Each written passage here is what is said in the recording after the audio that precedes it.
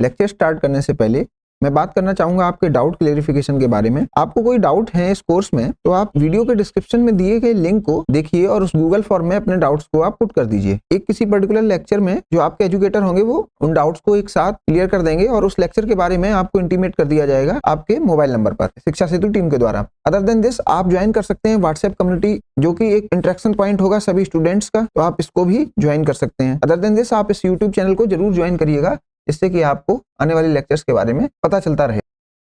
Welcome back students, हम पढ़ रहे हैं sociology optional for UPSC CSE through our book sociology demystifying sociology written by me. बात करें प्रीवियस लेक्चर की तो हमने उसमें डिस्कस किया है फंक्शनलिज्म के बारे में। हमने जाना फंक्शनलिज्म का मीनिंग क्या होता है। फिर हमने नेक्स्ट लेक्चर में डिस्कस किया था critic of functionalism. Critic of functionalism में हमने बेसिक पॉइंट्स देखे कि फंक्शनलिज्म में क्या कमियां रह जाती हैं, कहाँ फंक्शनलिज्म अधूरा रह जाता है। उसमें हमने पढ़ा टेलियोलॉजी के बारे में और टोटोलॉजी के बारे में। अगर आपको ये टर्म्स नहीं आते हैं तो आप प्रीवियस लेक्चर को विजिट कर सकते हैं, उसमें मैंने ये टर्म्स पूरे किए हैं। आज अगर सिलेबस पे जाएं तो आज से स्टार्ट करने वाले हैं हम chapter number 4 topic subtopic B Emile Durkheim division of labour social fact society religion and society. क्योंकि ये फंक्शनलिस्ट स्कॉलर हैं इसलिए हम इनको सबसे पहले कवर करेंगे। फंक्शनलिस्ट हम एक साथ कवर करेंगे, उसके बाद बचे हुए 2 स्कॉलर। जैसे कि आपको पता है जीएच मीड हम कवर कर चुके हैं प्रीवियस लेक्चर्स में, तो अगर जीएच मीड आपको देखना है तो सिंबॉलिक इंटरेक्शनिज्म जब मैं आपको बता रहा था उसमें मैंने इनको डिस्कस कर लिया था।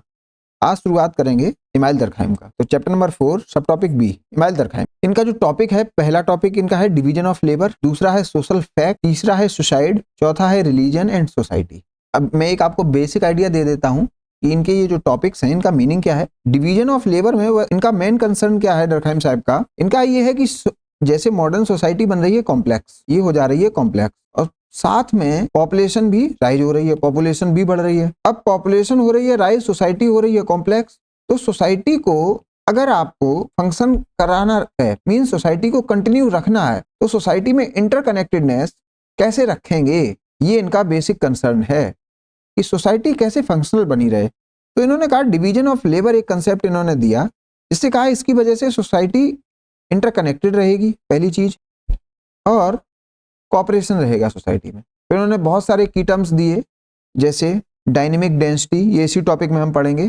शायद ये आप पहली बार सुन रहे हो लेकिन ये हम पढ़ने वाले हैं। डायनेमिक डेंसिटी, ऑर्गेनिक सॉलिडारिटी, ये सब इन्होंने डिवीजन ऑफ लेबर में कुछ बताया। मीन्स इनका एक कंसर्न था कि समाज यार इतना पॉपुलेशन बढ़ रही है, उसमें भी कॉम्प्लेक्स स्ट्रक्चर होता जा रहा है, लोगों की बातचीत कम हो गई है, आपस में लोग इंटरेक्ट नहीं करते हैं, तो ऐसे समाज में ये फंक्शन सोसाइटी कैसे करेगी। इन्हें चिंता थी सोसाइटी चलती रहनी चाहिए, वो फंक्शन कराना चाहते थे और इसी वजह से ये इन्होंने थ्योरी दी। सोशल फैक्ट थ्योरी में हम पढ़ते हैं कि सोसाइटी के अंदर या सोशियोलॉजी के अंदर कौन से फैक्ट्स हैं, मीन सोशियोलॉजी में क्या पढ़ सकते हैं, मीन सोशियोलॉजी का स्कोप ऑफ वर्क देखते हैं। ये सोशियोलॉजी का स्कोप ऑफ वर्क, सोशियोलॉजी में क्या क्या पढ़ सकते हैं। तो सोशल फैक्ट इन्होंने बताया कुछ फैक्ट जो सोशियोलॉजी में पढ़े जा सकते हैं, जैसे कुछ फैक्ट साइंटिफिक फैक्ट होते हैं, तो ऐसे ही कुछ फैक्ट सोशल फैक्ट होते हैं। अब ये जो टॉपिक इन्होंने निकाला वो इसलिए दिया कि आप जैसे अगर इंजीनियरिंग के स्टूडेंट होंगे तो आपने पढ़ा होगा थर्मोडायनेमिक्स।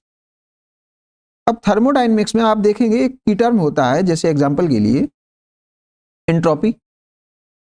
अब आप देखिए ये जो की टर्म है एंट्रोपी, ये अकेला इंजीनियर ही समझ सकता है इसके बारे में। मींस एंट्रोपी की स्टडी थर्मो में ही होगी, ठीक है। तो आपने ये देखा कि ये जो की टर्म है ये आपके सब्जेक्ट स्पेसिफिक कुछ की टर्म है। ऐसे ही जो अपने दरखाइम साहब थे ये सोशियोलॉजी को साइंस बनाना चाहते थे, तो इन्होंने क्या किया, कुछ की टर्म्स साइंस के उठा लिए, कहां पर, सोशियो में। अब सोशियो में ये टर्म उठा लिए और ऐसे ही इन्होंने कहा मेरा सब्जेक्ट भी अलग है क्योंकि इसकी की टर्म्स अलग हैं, तो इसको और कोई स्टडी करे चाहे ना करे, लेकिन सोशियोलॉजिस्ट जो है उसके लिए हम पर्टिकुलर कुछ टर्म बनाएंगे जो सोशियोलॉजी में ही स्टडी किए जाएंगे और सोशियोलॉजिस्ट ही स्टडी करेगा। ये इनका कंसर्न था, इसलिए इन्होंने सोशल फैक्ट नाम की थ्योरी दी। अब जैसे इन्होंने कैसे साइंस से कुछ उठाया, जैसे इन्होंने एक की टर्म दिया सोशल फोर्स। क्यों? क्योंकि नेचुरल फोर्स साइंस में पढ़ते हैं तो इन्होंने सोशल फोर्स कह दिया। देखिए टर्म्स उठा रहे हैं ना साइंस से। इन्होंने कहा सोशल फैक्ट, साइंस में होता है नेचुरल फैक्ट। इन्होंने कहा सोशल चेंज, वहां पे होता है नेचुरल चेंज। तो आप देख रहे हैं कुछ टर्म्स इन्होंने साइंस से जानबूझकर उठाए, जिससे इनका जो सब्जेक्ट है सोशियोलॉजी वो साइंस समझ में आए, साइंस दिखे। तो ऐसे ही एक टर्म था सोशल फैक्ट, उसकी हम जब डेफिनेशन देखेंगे तो पता लग जाएगा ये सोशल फैक्ट क्या है, ये क्या कहना चाह रहे हैं इससे। सोशल फैक्ट के कुछ एग्जाम्पल हैं जैसे सुसाइड और रिलीजन, तो ये इनके कुछ एग्जाम्पल हैं सोशल फैक्ट के। अब देखते हैं सुसाइड में इन्होंने क्या बताना चाहा। इन्होंने कहा सुसाइड, अभी तक इनकी थ्योरी से पहले, इनकी राइटिंग से पहले सुसाइड को माना जाता था इंडिविजुअल के बिहेवियर की वजह से लोग सुसाइड करते हैं, मींस साइकोलॉजिकल ओरिएंटेशन था। लेकिन डर्कहाइम ने इसको सोशल ओरिएंटेशन कर दिया, मींस उन्होंने कहा अगर सुसाइड हो रही है उसके पीछे सोसाइटी है, ना कि इंडिविजुअल। तो इन्होंने ये बहुत सारे डेटा के साथ इसको प्रूव करना चाहा, तो वो हम डेटा देखेंगे कैसे ये सुसाइड को कह रहे हैं ये सोसाइटी की वजह से है। एग्जाम्पल के लिए अगर सुशांत सिंह राजपूत सुसाइड करते हैं, सुशांत सिंह राजपूत, तो ये कह रहे हैं ये राजपूत साहब की सुसाइड नहीं है, सुशांत जी की अकेली सुसाइड नहीं है, इसके पीछे कहीं ना कहीं समाज है। चाहे आप उसको माने कि उन्होंने अपनी वजह से सुसाइड की, नहीं, अगर डर्कहाइम साहब की बात करें तो ये कहेंगे ये जो सुशांत की सुसाइड थी इसके पीछे समाज था। तो देखते हैं ये कैसे सुसाइड को समाज से जोड़ते हैं, ये आपके लिए बहुत इंटरेस्टिंग टॉपिक रहेगा और आप देखेंगे कैसे आप साइकोलॉजी और सोशलॉजी का एक कन्वर्जेंस होते देखेंगे, क्योंकि सुसाइड जैसे जो टॉपिक्स हैं वो हम साइकोलॉजी में भी काफी पढ़ते हैं। अब बात करें रिलीजन एंड सोसाइटी। डर्कहाइम साहब के पहले जो रिलीजन पढ़ा जाता था वो कैसे देखा जाता था, रिलीजन में गॉड होते थे, यूनिवर्स की बातें हैं, कुछ मंदिर मस्जिद गुरुद्वारे की बातें हैं, यही सब उसमें पढ़ते हैं रिलीजन में। लेकिन जब आप इनका टॉपिक पढ़ेंगे तो आप देखेंगे इनमें ना भगवान है, इनके में कोई भी गॉड नाम की चीज नहीं है रिलीजन में, इसमें कोई मंदिर नहीं है, इसमें कोई आत्मा नहीं है, इसमें कोई स्वर्ग या नर्क जैसी बातें नहीं है। तो आप बताइए, आपके लिए एक इंटरेस्टिंग टॉपिक होना चाहिए ये कि एक बंदा है जो रिलीजन को विदाउट भगवान समझा रहा है, इसमें कोई भगवान, कोई अल्लाह और कोई क्राइस्ट जैसी चीज नहीं है। तो ये रिलीजन और सोसाइटी को सिमिलर बता रहे हैं। अब देखते हैं इनकी इंटरेस्टिंग ये थ्योरी में ये रिलीजन को सोसाइटी के इक्विवेलेंट कैसे करे दे रहे हैं, रिलीजन इक्वल टू सोसाइटी, ये कैसे करे दे रहे हैं, ये आपके लिए बड़ा इंटरेस्टिंग टॉपिक रहने वाला है। तो ये इनके मेन टॉपिक्स ये कवर करते हैं।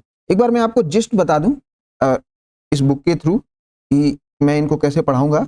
सबसे पहले मैं इनके बैकग्राउंड को बताऊंगा आपको कि इनका जो कंटेक्स्ट है या ये जिस सोसाइटी में रह रहे थे, इनका जो भी फैमिली बैकग्राउंड है उसकी वजह से इनकी स्टडीज कैसे इवॉल्व हुई, ये कैसे एक सोशलॉजिस्ट बने, ये क्या बनना चाहते थे फिर बाद में क्या बने, ठीक, इसके बारे में हम डिस्कस करेंगे। फिर हम ये जिस सोसाइटी में थे फ्रांस में उसकी क्या सोशल कंडीशंस थी जिसकी वजह से इनकी ऐसी राइटिंग हुई, ये कुछ ना कुछ इनके जो सोशल कंडीशंस, जो फ्रांस की सोशल कंडीशंस थी उसकी वजह से भी इनको ऐसा लिखना पड़ा। फिर हम इनकी बुक्स देखेंगे, जिन बुक्स की जो बेसिस है, जैसे division of labour in the society, ये 1893 की एक बुक है और वो इनकी पीएचडी थीसिस है। रूल्स ऑफ सोशोलॉजिकल मेथड, उसमें हम सोशल फैक्ट्स के बारे में जानते हैं, तो यही अपने सिलेबस में टॉपिक है social facts. How sociology different from psychology, ये भी पढ़ेंगे। तो आप देखेंगे इसमें हम सोशोलॉजी और साइकोलॉजी का भी एक कन्वर्जेंस या डाइवर्जेंस होते देखेंगे। फिर एक बुक है ले सुसाइड, उसमें भी हम यही पढ़ेंगे, वो इन्होंने 1897 में करी थी। The elementary form of religious life, ये 1912 की इनकी थ्योरी है। इसमें आप देखेंगे जब हम रिलीजन के बारे में पढ़ेंगे तो आप देखेंगे ये नॉन पॉजिटिविस्ट जैसी भी कुछ कुछ बातें करते हैं, जब रिलीजन की बातें ये रिलीजन को डिस्क्राइब करते हैं। हम इसमें पढ़ेंगे रिलीजन का ऑरिजिन कैसे हुआ था, ठीक है, थोड़ी बहुत थ्योरी रिलीजन के ऑरिजिन के बारे में जानेंगे इसमें कि रिलीजन अगर ऑरिजिनेट किया है तो कैसे किया है, और डर्कहाइम साहब उस पर क्या कहते हैं ये भी जानेंगे। फिर हम इनके टीचर्स के बारे में जानेंगे, क्योंकि ये टीचर्स से क्या क्या पढ़े हैं और टीचर की जो स्टडी है उस पर डर्कहाइम का क्या इफेक्ट है, मींस वो डर्कहाइम को कैसे इफेक्ट करती है, ये पढ़ेंगे। फिर रिलीजन एंड सोसाइटी में सबसे पहले जानेंगे क्या धर्म को भगवान के बिना समझाया जा सकता है। सबसे इंटरेस्टिंग क्वेश्चन आपके लिए है, यार धर्म को भी भगवान के बिना समझाया जा सकता है, ये आपके लिए बहुत क्यूरियोसिटी वाला टॉपिक होना चाहिए कि कैसे हो सकता है। जैसे मैं कुछ यहाँ पे एग्जाम्पल भी दिया हूँ, ये सब रिलीजन के बारे में है। फिर टोटेम और ये सब बारे में जानेंगे। देखिए, ये आपने एक सीरियल देखा होगा, तो इसमें एक व्यक्ति दूसरे व्यक्ति की पूजा कर रहा है, तो इसमें जो पूजा हो रही है वो सोसाइटी की ही हो रही है। तो ये मुझे बहुत अच्छा एग्जाम्पल लगा, जिससे मैं आपको बता सकता था कि आज भी हम धर्म को इंसान की पूजा से जोड़ देते हैं, या इंसान ना कहिए, धर्म बराबर समाज, ऐसा कुछ दरखान कहना चाह रहे थे, वो हम पढ़ेंगे। तो अगर आप इसकी रीडिंग पहले ही कर लें तो आपके लिए बहुत अच्छा हो जाएगा। जब मैं लेक्चर लेके आऊँगा तो आप इसको आसानी से समझ पाएंगे। फिर रिलीजन टॉपिक जब खत्म हो जाएगा, फिर हम नेचर और कल्चर के बारे में जानेंगे। फिर हम देखेंगे कि अपने सिलेबस में कहाँ कहाँ रिलीजन टॉपिक दिया गया है, उसको इंटर रिलेट कराएंगे थोड़ा बहुत इनकी थ्योरीज से। एक साथ मैंने एक काम और किया है, आप देखेंगे ये जो अपना सिलेबस है, इसमें रिलीजन यहाँ पे ही नहीं है अकेला, रिलीजन एंड सोसाइटी नहीं, एक पूरा टॉपिक रिलीजन का दे रखा है, रिलीजन एंड सोसाइटी। ठीक है, इसमें बहुत सारी थ्योरीज हैं, तो ये चैप्टर तो हम कवर करेंगे ही करेंगे, लेकिन उससे पहले अगर जहाँ कहीं भी रिलीजन हम पढ़ेंगे तो मैं जरूर सिलेबस को आपको वहाँ रख के दिखाऊंगा, जिससे आप टॉपिक को कोरिलेट कर पाएं। इसलिए मैंने जो भी सिलेबस टॉपिक हैं उसको मैंने पर्टिकुलर टॉपिक में रखा है। जैसे Protestant ethic and spirit of capitalism, ये हम पढ़ेंगे मैक्स वेबर में, लेकिन इसको भी मैं बता रहा हूँ ये रिलीजन से रिलेटेड टॉपिक है, तो मैंने इसको भी आपके वहाँ पे रख दिया है सिलेबस में। देखिए, अगर बात करें रिलीजन कहाँ कहाँ दिया गया है अपनी बुक में या अपने सिलेबस में, तो रिलीजन एंड सोसाइटी एक टॉपिक है। पेपर 2 में रिलीजन एंड सोसाइटी एक टॉपिक है, उसमें इंडिया की बात हो रही है, इसमें जर्नलिस्टिक थ्योरी की बात हो रही है। और फिर सोशोलॉजिकल थिंकर्स में रिलीजन कहाँ कहाँ पे है, दरखाइम के अंदर रिलीजन एंड सोसाइटी है। मैक्स वेबर के अंदर जो टॉपिक है Protestant ethic and spirit of capitalism, इसमें भी रिलीजन की बात है। तो अब देखिए, इस पूरी जो इमेज है, स्नैपशॉट है, इसमें मैंने एक साथ सभी रिलीजन के टॉपिक्स को मर्ज कर दिया है। तो आप जब कभी भी ये बुक रेफर कर रहे होंगे तो आपको ये दिमाग नहीं लगाना पड़ेगा कि इसको कैसे कोरिलेट कराएं और जगह से। आप सीधा सीधा देख सकते हैं, यार ये इसमें लगा, ये थ्योरी इसमें भी लिख सकते हैं, ये थ्योरी इसमें भी लिख सकते हैं। तो आप आंसर राइटिंग में अच्छा एक मल्टी डायमेंशनल व्यू लिख सकते हैं किसी एक टॉपिक में। तो ऐसे हम रिलीजन पढ़ेंगे, रिलीजन के कुछ इनके क्रिटिक देखेंगे, इनकी थ्योरी के। फिर रिलीजन जब टॉपिक खत्म हो जाएगा, फिर हम इसको वेबर की जो Protestant ethic and spirit of capitalism का जो टॉपिक है उससे कंपेयर भी कराएंगे। ये इसके बाद हम एक जो टॉपिक है इनका डिवीजन ऑफ लेबर, उस पर स्टडी करेंगे। डिवीजन ऑफ लेबर का मीनिंग क्या है, ये कैसे बताना चाहते हैं कि समाज जो इतनी तेजी से बढ़ रहा है, इसकी पॉपुलेशन बढ़ रही है, तो ये समाज कैसे कंटिन्यू कर रहा है, और इस कंटिन्यूटी को ये देखते हैं डिवीजन ऑफ लेबर की लेंस से। तो ये देखेंगे कि डिवीजन ऑफ लेबर के बारे में ये क्या कहते हैं, मार्क्स क्या कहते हैं डिवीजन ऑफ लेबर के बारे में, डिफरेंट सोशल स्कॉलर्स क्या कहते हैं डिवीजन ऑफ लेबर के बारे में।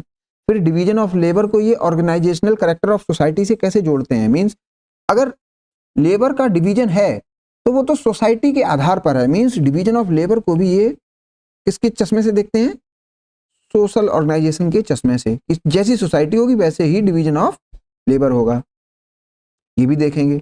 और फिर कैसे ही ये डिवीजन ऑफ लेबर के बाद सोसाइटी फंक्शनल कैसे है, सोसाइटी एंड फंक्शनैलिटी भी देखेंगे कि सोसाइटी कैसे जिंदा है, ये डिवीजन ऑफ लेबर कवर किया जाएगा। तो डिवीजन ऑफ लेबर कवर करने के बाद इसको हम इन डिटेल बहुत डिस्कशन करेंगे, बहुत सारे टॉपिक से कंपेयर करेंगे।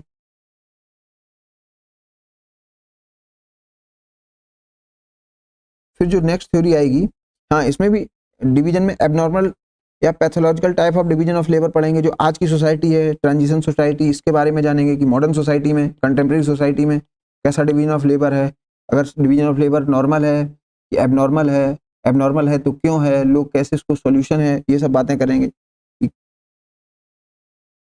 और डर्कहाइम साहब का व्यू जानेंगे, फिर इसके इनके क्रिटिक पढ़ेंगे।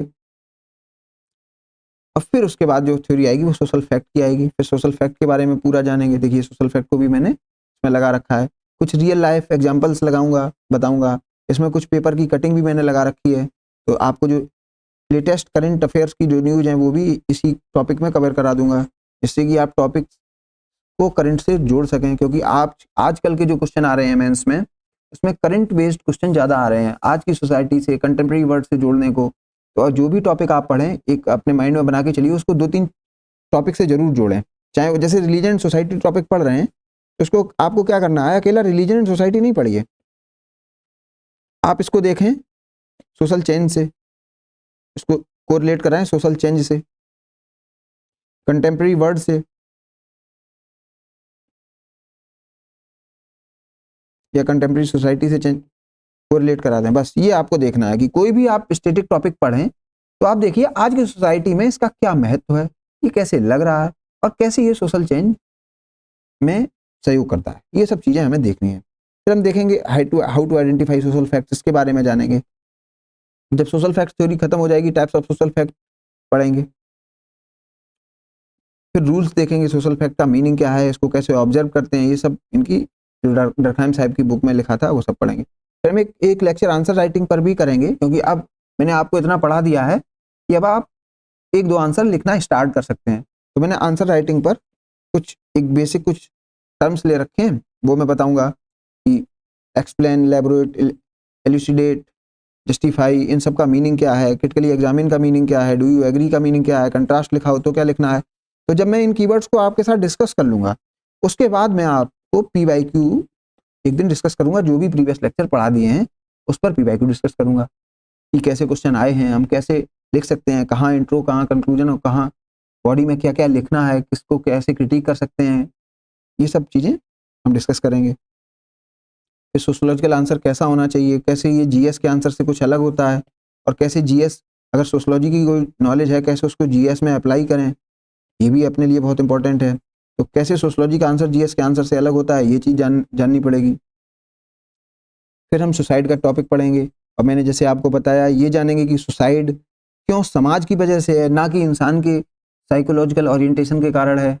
तो ये बहुत इंटरेस्टिंग टॉपिक आपके लिए होना चाहिए, क्योंकि कैसे समाज सुसाइड को कराता है। मीन्स अगर आपकी कोई आपके मोहल्ले में, आपके शहर में कोई सुसाइड हो रही है, तो क्या कभी आपने इससे पहले सोचा कि इसके पीछे समाज है, और अगर सोचा है तो कैसे सोचा है, किस हद तक सोचा है, ये सब बातें हम इसमें कवर करेंगे।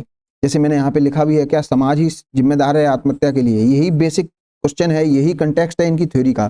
तो जो मोस्ट इंपॉर्टेंट लाइन है, मैं हमेशा उसको हिंदी में लिखता हूँ, इसीलिए क्योंकि बच्चों को ये कंफ्यूजन ना हो। जैसे हम कभी कभार क्या करते हैं, स्टूडेंट्स ये टॉपिक पढ़ लेते हैं, उन्हें समझ में नहीं आता ये टॉपिक क्यों पढ़ाया जा रहा है, या जो सोशल स्कॉलर इसको लिख रहा है वो क्यों लिखना चाहता है, उसने ऐसा क्या देखा कि उसने ये चीज लिखी। तो वो जो कंटेक्स्ट है उसका लिखने का, वो मैंने जरूर अगर इंपॉर्टेंट समझा है तो उसको लिखा है।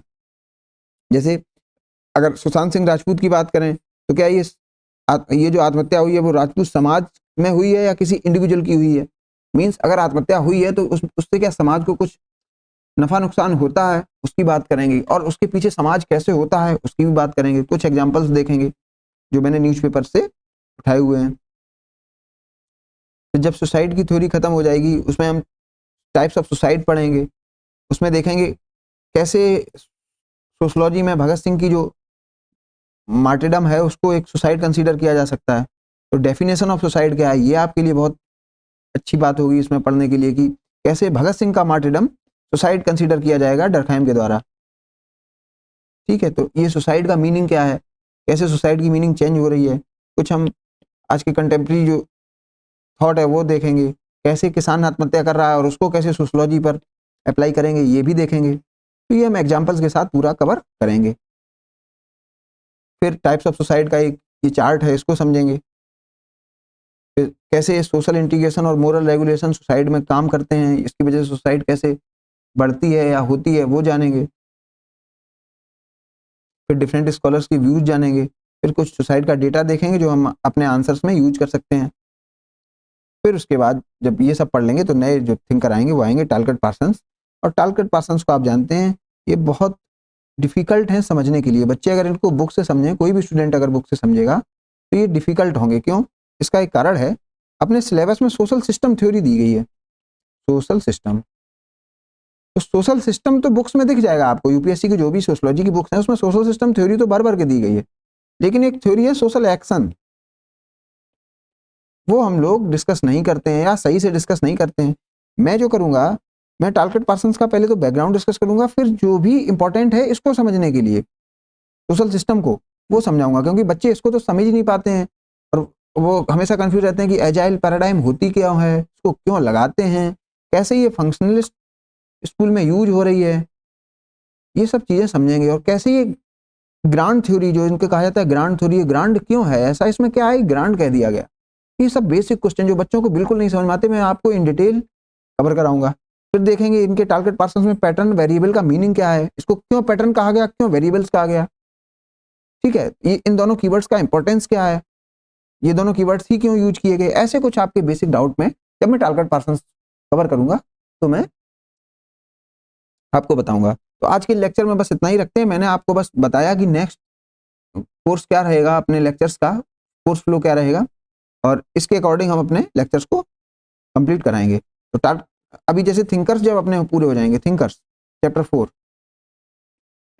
थिंकर्स में अपनी स्पीड थोड़ी स्लो रहेगी क्योंकि थिंकर्स को मैं बड़ा आसानी से आपको बताऊंगा। तो लेक्चर्स आपको लेंथ थोड़ी लंबी हो जाएगी और लेक्चर्स आपको थोड़ा स्लो मिलेंगे। लेकिन उसके बाद जब चैप्टर नंबर 5 से लेक्चर्स थोड़ा जल्दी मिलेंगे क्योंकि वो इजी चैप्टर्स हैं और बड़े आसानी से आप उनको समझ सकते हैं, उनमें ज़्यादा लोड नहीं लेना है माइंड पे। तो मैं वो एक साथ आपको पढ़ाता रहूँगा। उसमें थोड़ा लेंथ अगर कम भी होगी तब भी कोई दिक्कत नहीं, लेकिन इन थिंकर्स के पोर्शन में मुझे थोड़ा संभल के चलना है। आपको थिंकर्स पूरे बताने हैं क्योंकि थिंकर्स का बैकग्राउंड आपके जो भी टोटल 10 चैप्टर्स हैं उसमें सब में लगता है। तो आप थिंकर्स कहीं भी पढ़ लीजिएगा, ये जो 6 थिंकर्स हैं इनका फिर उठा के ये मान लीजिए हम लोग ग्रेवी होती है ना, ग्रेवी, ये ग्रेवी मान लीजिए, फिर इसको कोई भी आप वेजिटेबल में लगा दीजिए। ऐसे ही ये थिंकर्स हैं, आप इसको पढ़ लीजिए चैप्टर नंबर 4, चाहे इसको 1 में अप्लाई करिए, 2 में अप्लाई करिए, 3 में अप्लाई करिए, 5 में अप्लाई करिए, 6 में, 7 में, 8 में, 9 में और 10 में। ये हो गया आपका सोशियोलॉजी पूरी। तो इसलिए जो मेन जो चैप्टर है वो 4 ही है, इसलिए मैं इस पर बहुत फोकस करने वाला हूँ। आपको कोई प्रॉब्लम नहीं होगी, आपको बहुत सारी बुक्स नहीं रेफर करनी पड़ेगी, जो भी अपने सिलेबस में है as per the syllabus, as per the latest examples, मैं इसको कवर करने वाला हूँ। तो मिलते हैं नेक्स्ट लेक्चर में, एमएल रखा हम स्टार्ट करेंगे। आप टेंशन फ्री होकर बैठ जाइए। और लेकिन इससे पहले आप जो प्रीवियस लेक्चर हैं उनको जरूर रिवाइज करके आइए, डेली कुछ ना कुछ रिवाइज करिए, उसके साथ आइए। और एक और बच्चों में डाउट था, मुझसे मैसेज कर रहे हैं बच्चे कि सर बुक कहाँ से मिलेगी। तो मैं बुक के बारे में आपको बताऊँ, एक मैंने गूगल फॉर्म लगा रखा है, चैनल के डिस्क्रिप्शन में जाएंगे तो गूगल फॉर्म मिलेगा। गूगल फॉर्म को आप फिल करिए, तो जिससे आप मुझसे कनेक्ट हो सकते हैं गूगल फॉर्म के थ्रू। फिर मेरे पास एक डेटा आ जाएगा, फिर मैं इस पे देखता हूँ कि बुक को कैसे आप तक डिलीवर किया जाए। तो मिलते हैं नेक्स्ट लेक्चर में। Thank you.